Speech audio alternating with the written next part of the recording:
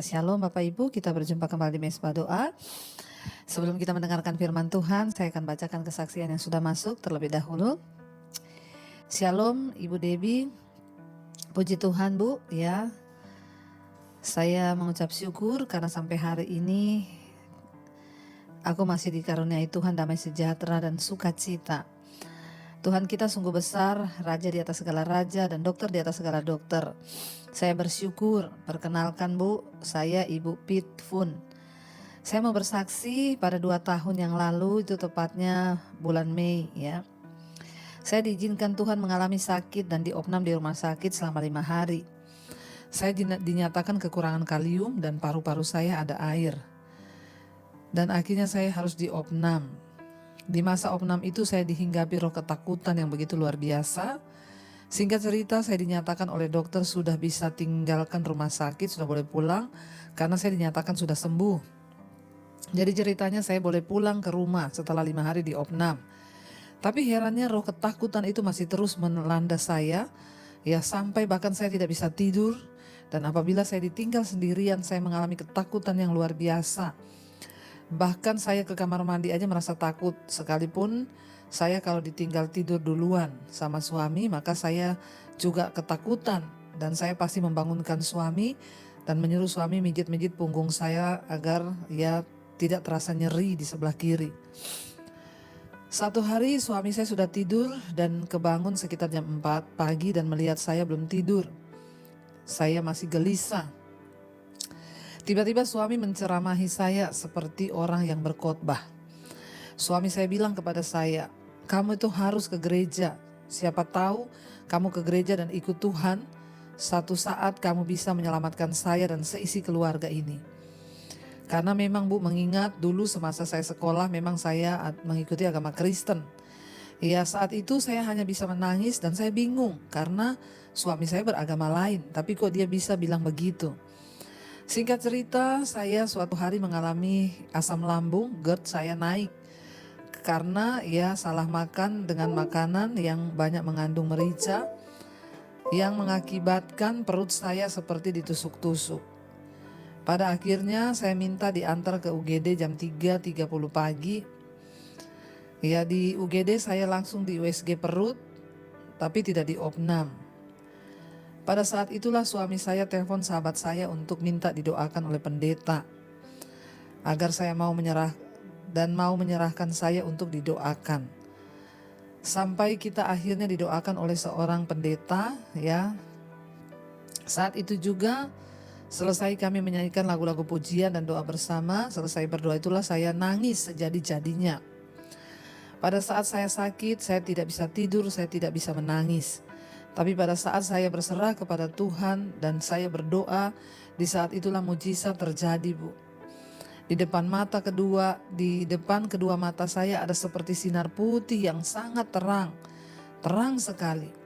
Saat kami selesai berdoa, kami pulang ke rumah, rasa ketakutan itu sudah mulai hilang. Dan pada pertengahan Juni 2022 saya mendapatkan kiriman YouTube Mesbah Doa dan Mesbah Syukur dari kakak saya. Jadi sampai saat ini saya dan suami selalu mengikuti YouTube Mesbah Syukur dan juga Mesbah Doa Bu Debbie Basjir sampai sekarang. Puji Tuhan Bu, sekarang iman kami bertumbuh. Saya pun berjanji kepada Tuhan apabila saya disembuhkan, saya akan ikut pelayanan di gereja dan juga dibaptis serta bersaksi. Puji Tuhan, ya pada 25 Juni tahun 2023 yang lalu saya sudah dibaptis dan sekarang saya sudah ikut pelayanan di gereja. Demikian kesaksian saya, maaf Ibu apabila terlalu panjang. Sebenarnya kita pernah bertemu Ibu dulu di Bandungan di sekolah misi. Semoga pelayanan Ibu dan segenap tim Mesbah Syukur, Mesbah Doa diberi kesehatan dan kesuksesan dalam pelayanan. Tuhan Yesus memberkati. Wow, puji Tuhan ya. Kalau Ibu waktu itu bilang di sekolah misi ketemu, Ibu cerita kesaksiannya, pasti saya sudah wawancara Ibu untuk ya di syuting. Puji Tuhan saudara, luar biasa sekali kesaksiannya ya, bahkan dikatakan bahwa ya suaminya bilang, coba ya kalau kamu itu ke gereja berdoa supaya kamu itu bisa ketemu ya Tuhan dan kamu bisa menyelamatkan saya. Wow saudara, dan itu terjadi hari ini ya. Ibu Pit Fun ya sudah dipulihkan oleh Tuhan Yesus, bahkan sudah membawa suami untuk mengenal Tuhan Yesus secara pribadi. Ya, Tuhan itu ajaib dan Tuhan itu luar biasa bagi orang-orang yang mau terus berserah kepada Dia. Terima kasih Ibu, kesaksiannya sangat memberkati kita. Saudara, kita akan melanjutkan pembacaan kita sekarang Ayub pasal yang ke-10. Kemarin kita sudah selesai dengan Ayub pasal 9, di mana Ayub berkata tidak ada seorang pun dapat bertahan di hadapan Allah. Bahkan Ayub bilang gak ada yang bisa berbantah dengan Tuhan. Sekalipun aku benar, aku akan disalahkan oleh Tuhan.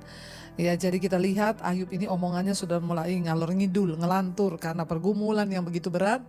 Sehingga dia bicara ya tanpa lagi pakai hikmat, dia gak bicara tanpa dipikirkan karena kedagingannya sudah mulai tidak kuat, tidak tahan menghadapi ujian yang begitu berat.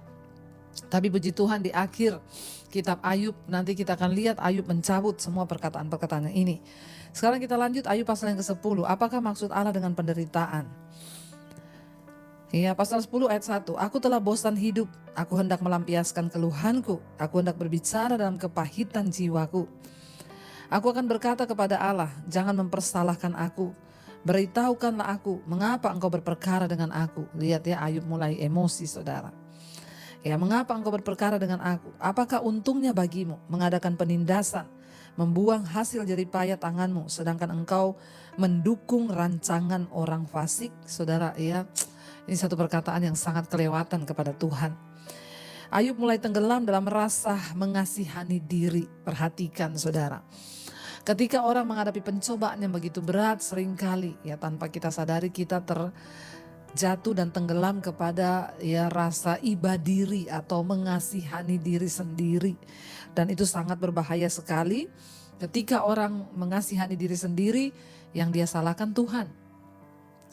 Kata-kata Ayub ini ya luar biasa, dia bilang aku sudah bosan hidup dan aku hendak melampiaskan keluhanku, aku hendak berbicara dalam kepahitan jiwaku. Ya, kepada siapa dia pahit? Ya, kepada Tuhan saudara. Ya, Ayub merasa tertolak, Ayub merasa iba diri, mengasihani diri sendiri.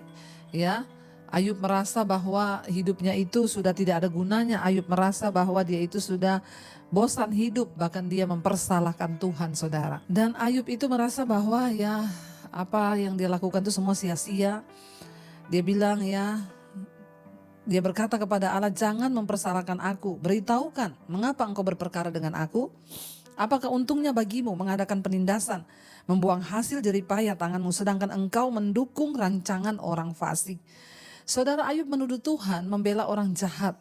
Ayub menuduh Tuhan mendukung orang fasik, mendukung orang jahat. Ini sudah kebangetan saudara. Ya, karena penderitaan yang membingungkan dia, ya karena penderitaan ya yang dia alami terasa begitu berat sehingga dia itu merasa kasihan pada diri sendiri. Dan pada titik ini saudara, ya kita lihat bahwa kita hanya satu langkah lagi, yaitu dari tindakan membenarkan diri di hadapan Tuhan. Hanya satu langkah lagi, ini menuju kepada kemurtatan karena mulai menuduh Tuhan jahat, mulai menuduh bahwa Tuhan mendukung orang jahat dan menyakiti orang benar. Ya, tinggal satu langkah lagi, maka ini menuju kepada kemurtatan saudara. Hati-hati, jangan pernah mengasihani diri sendiri ketika kita sedang diproses atau ketika kita sedang ada dalam penderitaan. Ya, mari saudara, kita ini dimanapun kita mengikuti jalan hidup kita, di berbagai ketidakadilan yang mungkin kita alami dalam kehidupan kita, jangan pernah berkata ya betapa tidak adilnya Tuhan. Jangan pernah menuduh Tuhan jahat, apalagi Ayub berkata engkau mendukung rancangan orang fasik. Ini adalah perkataan yang kurang ajar terhadap Tuhan saudara. Bahkan seringkali ya mari kita sadari, seringkali pun kita berkata begitu, kenapa Tuhan engkau tidak adil? Ya, saya seringkali dapat orang konseling, Bu saya mau konseling masalah saya berat. Iya, kenapa? Saya mau tanya Bu, kenapa Tuhan itu jahat? Waduh saudara, ya banyak orang Kristen yang menuduh Tuhan itu jahat karena apa? Karena apa yang diinginkan tidak terjadi sesuai yang diinginkan sehingga dia menuduh Tuhan itu jahat. Dia berkata ayat 4, apakah engkau mempunyai mata badani? Samakah penglihatanmu dengan penglihatan manusia? Apakah hari-harimu seperti hari-hari manusia, tahun-tahunmu seperti hari-hari seorang laki-laki, sehingga engkau mencari-cari kesalahanku dan mengusut dosaku? Saudara bayangkan, perhatikan katamu di sana adalah huruf besar yang ditujukan kepada Tuhan. Ayub berkata, apakah kau punya mata? Ya, Apakah dia menuduh Tuhan tuh nggak bisa lihat mana yang benar, mana yang salah. Dia menuduh bahwa hidupnya itu sudah baik, hidupnya sudah benar. Ya, tapi Tuhan menjatuhkan penghukuman atas dia. Dia bilang, apakah kau punya mata? Apakah hari-harimu itu seperti manusia? Apakah kamu tuh seperti seorang laki-laki? Kenapa engkau mencari-cari kesalahanku dan mengusut dosaku? Ya saudara, dalam ketidaktahuan kita dalam menjalani proses hidup, jangan berkata-kata yang kurang ajar terhadap Tuhan. Kita harus belajar untuk tunduk ya dan mensyukuri semuanya sebab Tuhan sudah tahu endingnya. Ayat 7, padahal engkau tahu bahwa aku tidak bersalah dan bahwa tiada seorang pun dapat memberi kelepasan dari tanganmu. Ya, Ayub berkata, tanganmu lah yang membentuk dan membuat aku, tetapi kemudian engkau berpaling dan hendak membinasakan aku. Ingatlah bahwa engkau yang membuat aku dari tanah liat, tetapi engkau hendak menjadikan aku debu kembali.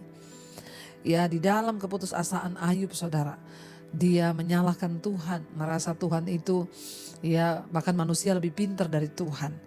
Hati-hati ya, jangan pernah berpikir dengan kekuatanmu manusia, apalagi membandingkan Tuhan dengan manusia. Dan bertanya, apakah engkau punya mata? Bahaya saudara ya. Lalu kita lanjut ayat yang ke-10. Bukankah engkau yang mencurahkan aku seperti air susu dan mengentalkan aku seperti keju? Engkau mengenakan kulit dan daging kepadaku serta menjalin aku dengan tulang dan urat. Hidup dan kasih setia kau karuniakan kepadaku dan pemeliharaanmu menjaga nyawaku. Tetapi inilah yang kau sembunyikan di dalam hatimu. Aku tahu bahwa inilah maksudmu. Ayat 14, kalau aku berbuat dosa, maka engkau akan mengawasi aku dan engkau tidak akan membebaskan aku daripada kesalahanku. Ayat 15, kalau aku bersalah, celakalah aku. Dan kalau aku benar, aku tak akan berani mengangkat kepalaku karena kenyang dengan penghinaan dan karena melihat sengsaraku. Jadi Ayub berkata-kata kepada Tuhan saudara. Dalam frustasinya, dalam depresinya, Ayub terperangkap ke dalam sebuah kesimpulan yang sangat salah bahwa Allah sengaja membuatnya sengsara. Bahkan tidak ada arti ya hidup benarnya di hadapan Tuhan. Asumsi-asumsi yang salah akan membawa kita pada kesimpulan yang salah pula. Ya, kita seharusnya mengambil pengalaman kita yang terbatas. Lalu mari saudara ya, mari ya renungkan firman Tuhan ya dan ambil kesimpulan tentang kehidupan kita ya seperti apa kata firman Tuhan. Jangan membuat asumsi sendiri. Sebenar apapun engkau, sehebat apapun engkau, jika kita ini meragukan Allah saudara, ingatlah bahwa kita tidak akan memiliki seluruh ya kebenaran. Allah hanya menginginkan yang terbaik untuk hidup kita. Banyak orang menanggung penderitaan hebat, tetapi pada akhirnya mereka menemukan kebaikan yang lebih besar muncul daripada penderitaan tersebut. Apabila kita sedang bergumul, jangan beranggapan yang terburuk. Ya saudara, percayalah bahwa Tuhan tahu endingnya. Ya, saya dulu sempat bertanya kepada Tuhan, kenapa saya harus ya diusir dari keluarga? Kenapa saya harus mengalami ini? Kenapa dan kenapa? Dulu saya tidak mengerti rencana Tuhan. Tapi sekarang saya mengerti ya. Saya justru sekarang bersyukur, saya bilang untung Tuhan dulu saya diusir dari rumah. Kalau saya tidak diusir maka tidak akan ada Debbie Basir yang seperti hari ini. Saya tidak akan melihat kemuliaan Tuhan yang sebesar ini. Ya, kalau saya tidak diusir maka kehidupan kekristenan saya hanya biasa-biasa saja. Saudara, ya Tuhan tahu apa yang ada di depan kita dan Tuhan paling tahu apa yang akan terjadi. Makanya jalani saja setiap proses saudara ya. Jangan pernah menyerah apalagi menuduh Tuhan jahat. Ayat yang ke-16, kalau aku mengangkat kepalaku maka seperti singa engkau akan memburu aku dan menunjukkan kembali kuasamu yang ajaib kepadaku. Engkau akan mengajukan saksi-saksi baru terhadap aku. Engkau memperbesar kegeramanmu terhadap aku dan pasukan-pasukan baru bahwa bala tentara melawan aku. Mengapa engkau menyebabkan aku keluar dari kandungan? Lebih baik aku binasa sebelum orang melihat aku. Saudara, luar biasa Ayub stres dan frustrasi sehingga dia marah sama Tuhan. Kenapa biarkan dia keluar dari kandungan? Maka aku seolah-olah tidak pernah ada dari kandungan ibu, aku langsung dibawa ke kubur. Bukankah hari-hari umurku hanya sedikit? Biarkanlah aku supaya aku dapat bergembira sejenak sebelum aku pergi dan tidak kembali lagi ke negeri yang gelap dan kelam pekat. Ke negeri yang gelap gulita, tempat yang kelam pekat dan kacau balau, di mana cahaya terang serupa dengan kegelapan. Ya, kita lihat saudara, kita belajar hari ini. Ya, jangan pernah menuduh Tuhan, jangan pernah menyalahkan Tuhan. Ayub sedang menyatakan pandangan tentang kematian yang umum pada zaman perjanjian lama, bahwa orang mati akan pergi ke tempat yang gelap, di mana di sana tidak ada kegembiraan. Di sana tidak ada ya apapun. Di sana hanya ada tempat yang gelap dan tidak ada penghidupan dan tidak ada lagi apa-apa. Dan untuk mendapat gambar yang lebih luas mengenai pandangan Ayub tentang kematian, saudara, yaitu Ayub berkata-kata tentang kematian yang sering digambarkan dalam perjanjian lama. Tapi kita percaya dalam perjanjian baru, ya di dalam Kristus Yesus, kematian itu adalah sebuah keuntungan. Ya, bahwa kita lepas dari semua penderitaan di hidup. Ya, tetapi jangan minta mati sebelum waktunya Tuhan. Karena itu saudara, biarlah kita mau terus percaya dan berharap kepada Tuhan. Dan biarlah juga kita mau terus setia dan ya terus berpegang pada apa yang baik yang sedang Tuhan izinkan terjadi.